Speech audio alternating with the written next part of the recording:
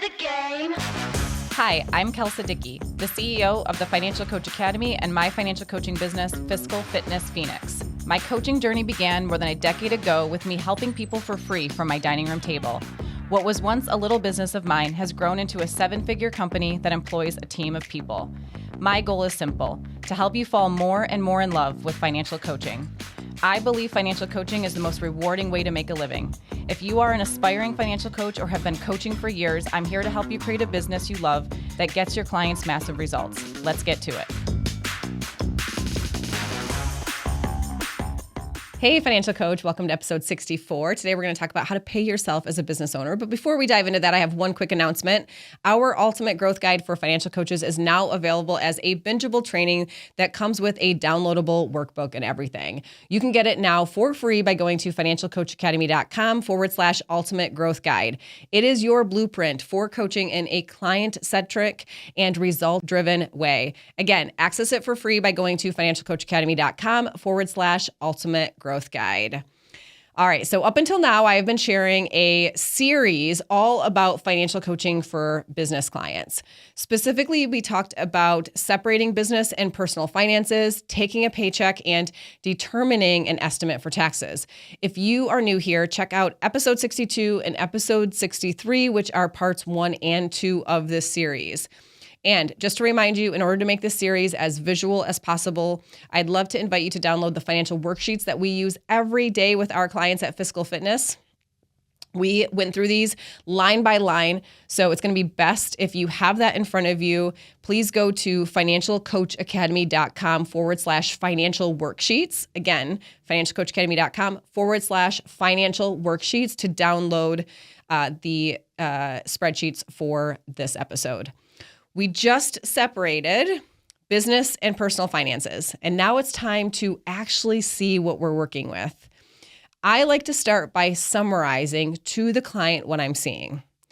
The goal of these steps that we've been taking, if you remember, is to separate business and personal finances so that we can properly determine a paycheck amount, but we also want to be explaining it and showing it to the client so they understand how we got that number. I'm now going to help the client see clearly what we just did so that they fully understand what we're looking at as a result of the changes that I was making while we were talking. So up until that point, I'm probably asking a lot of questions like, all right, what do you spend on this? And what do you spend on that? And I'm doing all the entering into the spreadsheet. And so they're just kind of like following along as I'm guiding the conversation, okay? I have said before on this podcast many times, but when you're using a spreadsheet with your clients, any spreadsheet, you want to be narrating what you are doing as you are doing it. So let them hear what is happening in your mind. You are probably doing it somewhat naturally, but they need to hear the steps that you're taking, okay? So I remind them that our goal was to create separation between business and personal expenses so they can see how much they need to pay themselves and how much they need to set aside for taxes. Then we'll also be able to see clearly what their revenue targets should be and design a business and pricing model that supports that target. I remind them that once we've completed all those steps successfully, we're able to more clearly see where the strengths are and where we might have some gaps in the business. And we might begin to see some of those right now for the first time. That is the purpose of doing this, so that we can focus our attention going forward on the parts where it's needed. And now we should be able to tell exactly where that is. So this summary might typically sound something like this, but also note that while I'm saying this, I'm also showing them the number on the worksheet so that it's visual and auditory at the same time. So here we go. Your total personal expenses per month, the amount that it costs to live and support your family, is $6,780 per month. That includes things like, and you want to stay higher level here, coach, your housing, one of your vehicles, food, and some miscellaneous expenses like X, Y, and Z, and just choose some of the bigger miscellaneous expenses, okay? Of that, almost $7,000, $4,200 comes from so-and-so's paycheck, right? So any non-business income, if it applies. That means, again, out of the $7,000 cost of living, $2,800 of that is what is needed from your business as your paycheck. So that paycheck is now listed over here, see, as an expense on your business because we have to make enough to cover that as well as your other expenses that you have in the business. Based on a paycheck amount of $2,800, we estimated your taxes on that as $700. So I've also added that. We will dial in those numbers, but for now, that at least gives us a good idea of what you're looking at. If we take your pay and we add that to your other business expenses, things like, and again, higher level here, your car, your marketing, the technology you pay for, those are your biggest expenses, right? So we really want to stay higher level here. Your total business expenses per month are $12,300. There might be some things we're leaving off. And of course, there are some things I'd love for you to be able to add, and I'm sure you would too. Things like a PTO fund for yourself, or more going toward paying down your business debts, or maybe some money to hire an assistant so that you're not spread so thin. But for today, your paycheck needs to be $2,800, and your initial revenue target for your business, just to get by, keep the lights on, and keep things humming along, is $12,300 per month. I'm curious, when you hear that number, what do you think of that? And we have a conversation about it. Sometimes they say, oh, that's it? Oh, that's easy. No problem. I'm already doing that, right? And other times they're like, oh crap, I'm only doing half that. And sometimes they're like, I don't even know what I'm doing. I don't know how I feel about that number, right? I simply remind them, this is how we know where to go next. This is how we determine the purpose of future coaching sessions. I also remind them that they know so much right now, more than they knew before. So they now know which expenses to pay out of which account, business versus personal, their personal budget and the cost of their lifestyle. How much of that is covered by recurring income or other income besides their business? How much of their paycheck from their business needs to be? An estimate for taxes based on that amount, their total business expenses or the cost to run their business monthly, and how much they need to make in their business in order to cover everything. In other words, those are extremely powerful numbers to know. And here's what I will usually say at this point. In order to be strategic, we have to solve problems that exist.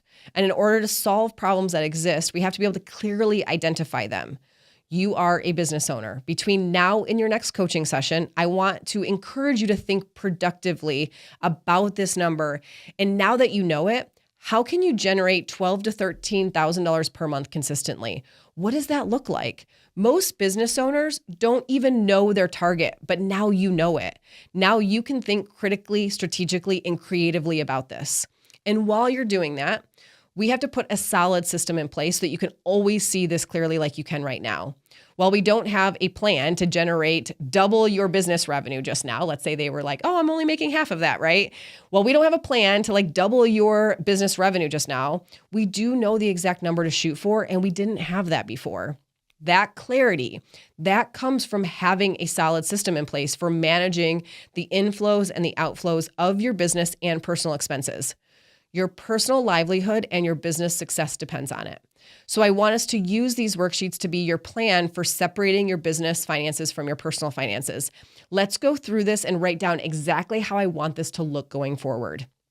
So this is where we explore the various strategies and methods for managing the money.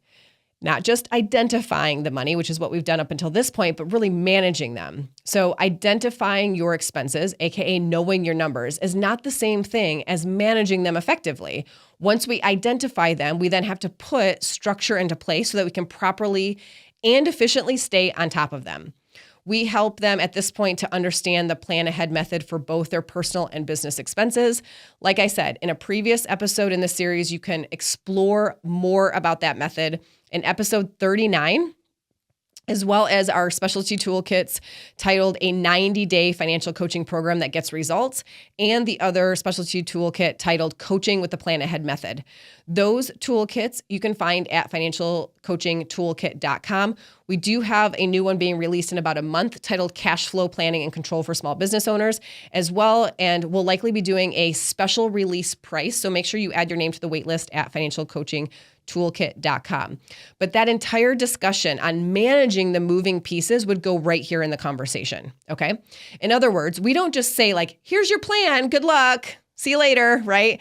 Remember, I started this series with saying how a lot of business financial advice is simply not practical enough. And this is another aspect of that. We will tell our clients when to pay certain things, when to sit down and manage their finances, both personally and in their business, and exactly what to pay and on which days and out of which paycheck or which account. So super practical, right? Part of that discussion is around this new paycheck, this amount that we figured out, right? So we have just figured out the amount. So I'll typically explain to the client, your paycheck is $2,800 per month. Your spouse gets paid every other Friday. So I want you to match that schedule with your pay too.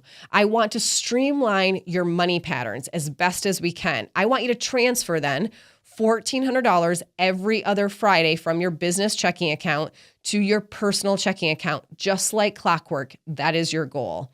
I'll also usually explain something like, we want to get strategic with your pricing model, evaluating your revenue goal and targets, and analyzing your expenses, which means we can't be putting out fires in your cash flow. We have to remove the chaos and get your day-to-day management of everything dialed in so that we can focus on these other things. So over the coming month, we're going to be tackling things on two fronts. We're going to stay on top of your budget and cash flow daily and weekly, making sure you have enough in the right account to pay the proper expenses, and you can take your paycheck. Depending on the revenue target and where you are currently in business, we might have some juggling we have to do the first month especially. There will be some real-time effort being put into making this go smoothly. Meanwhile, we'll also be analyzing your business in other ways so long-term, you know that it's set up to be successful and it doesn't require so much real-time juggling, right? So what I'm doing in this conversation is I'm summarizing how far we've come and still how far we have to go. And everything I'm doing right now is expressing the value of continued coaching.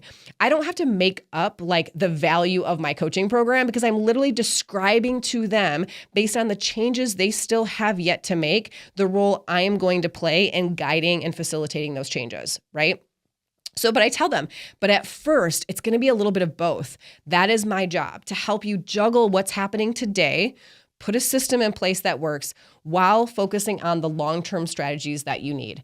My job as your financial coach is to facilitate both of those things at once. I can handle both of those things. I do it all the time, right? It's really hard for a business owner to understand, how do you put a solid foundation in place while also sort of tinkering and experimenting and analyzing something that you don't even know the changes you're making yet, right? That is my job, to sort of tackle both of those things and make sure we're managing it all.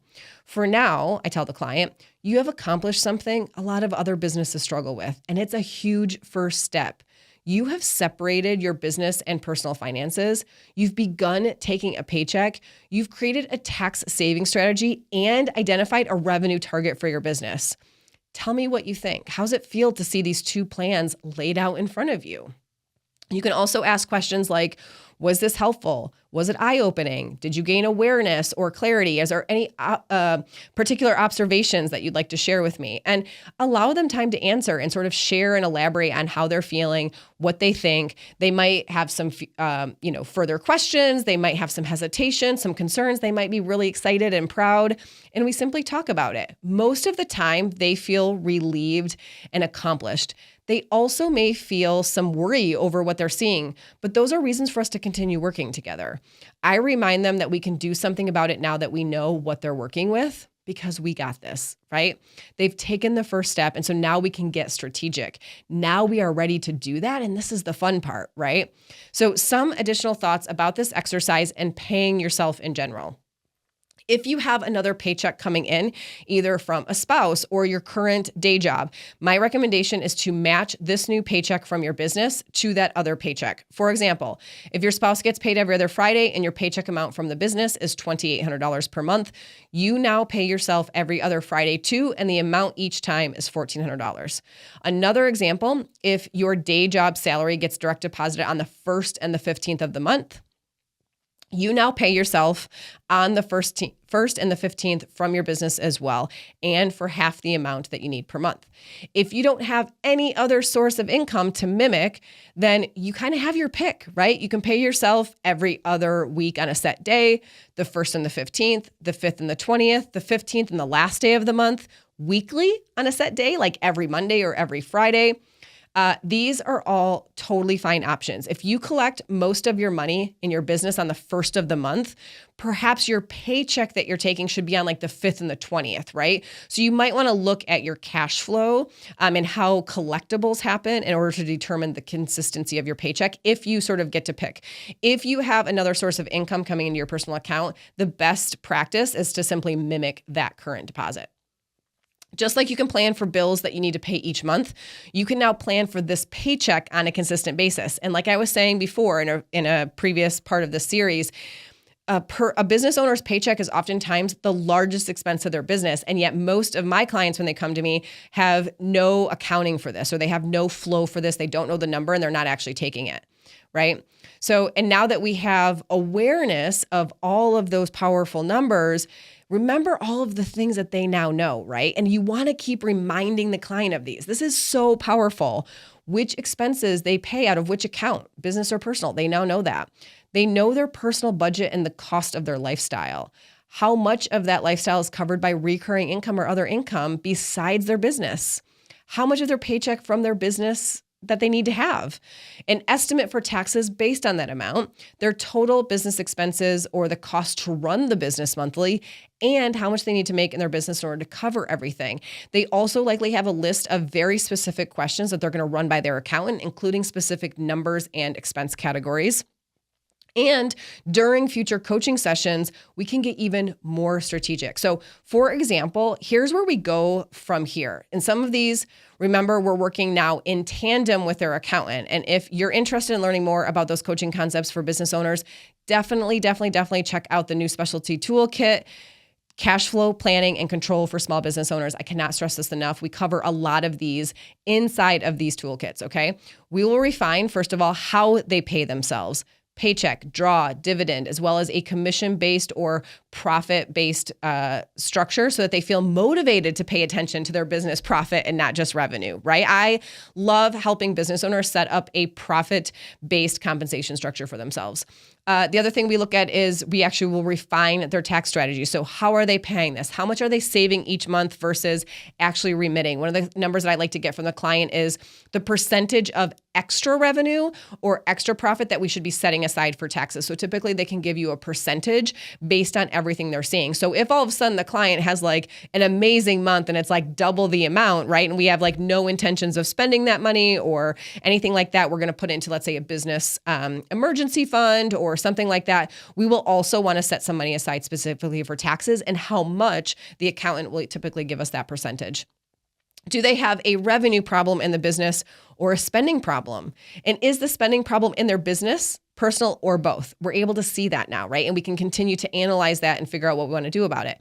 If they have a revenue problem, is it a marketing or a new business challenge, or is it a pricing problem?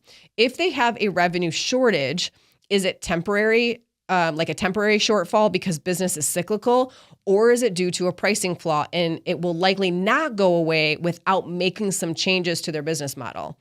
Analyzing their pricing is one of my favorite things to do and is in our optimization strategies for small business owners that we do with our clients. If you are charging a certain amount, how many of that thing do you need to sell in order to hit your revenue target?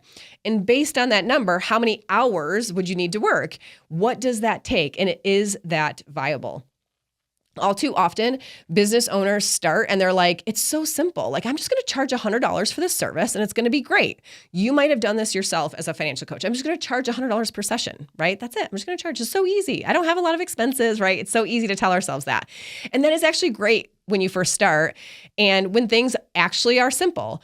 But if you want to stop working full time or if you want to grow that business, it likely requires support or systems which cost money. And business owners add those things without understanding the impact that it's going to have on their overall profitability or their pricing model. Oftentimes their pricing model needs a change when they take that step in business. So we also look at their revenue and we look at patterns. Is it consistent or random? I had one artist who did 2 main releases per year of her art. So she would seriously make like $300,000 2 times per year. but then nothing in between. And that ultimately helped us to determine her cash strategy, right? So we can analyze their debts, and we can also get strategic with them and devise a debt payoff strategy, as well as looking at their revenue, their income, their expenses, their taxes, all of those types of things. We can also look at reducing costs, which is a different mindset for the business owner than it is in a personal account. All too often, our mindset personally is to trim expenses and spend as little as possible. But in business, our approach is different.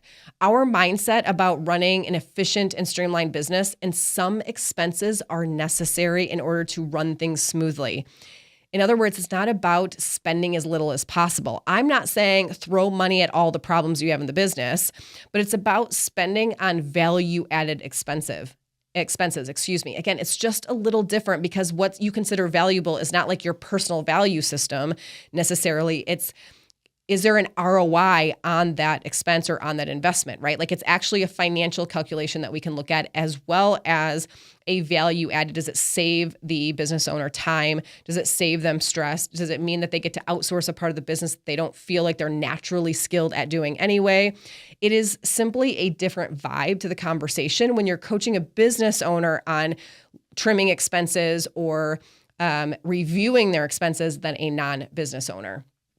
We help them create organizational guidelines for their businesses. So come tax time, things are easy to find and provide to their accountant, right? We craft short and long-term saving strategies with them, including preparing for business emergencies or growth opportunities. We also help them to feel empowered and confident to meet with a financial advisor, like I was saying, and establish retirement savings inside of their business.